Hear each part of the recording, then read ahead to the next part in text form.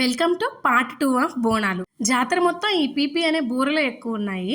ఆడవాళ్ళని నగల షాప్ ముందర నుంచి, చిన్నపిల్లల్ని బొమ్మల షాప్ ముందర నుంచి అస్సలు కదిలించలేం కదా. గంటలు గంటలు అక్కడే ఉండిపోతారు.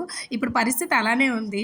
అన్ని షాపుల ముందు పిల్లలు, ఆడవాళ్లే ఉన్నారు. అలా మెల్లగా షాపులన్నీ చూసుకుంటూ లోపల దర్శనానికి అయితే వచ్చేసాము. స్టార్టింగ్ లోనే డ్రింకింగ్ వాటర్ క్యాంప్ పెట్టున్నారు. ఇంకా లోపలికి వచ్చిన తర్వాత ఇలా డప్పులు ఆడేవాళ్ళు, బోనాలు మోసేవాళ్ళు ఉన్నారు.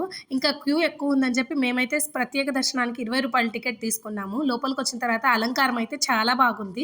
చక్కగా అమ్మవారిని ప్రశాంతంగా దర్శించేసుకున్నాక అక్కడే వడిబియ్యం ఇచ్చేవాళ్ళు, బోనాలు ఎత్తేవాళ్ళు ఉంటే కొన్ని ఫొటోస్ తీసుకున్నాము. పక్కనే బాబా గుడి ఉంటే హారతి టైం అయింది కదా అని చెప్పి బాబా టెంపుల్కి వెళ్ళాము.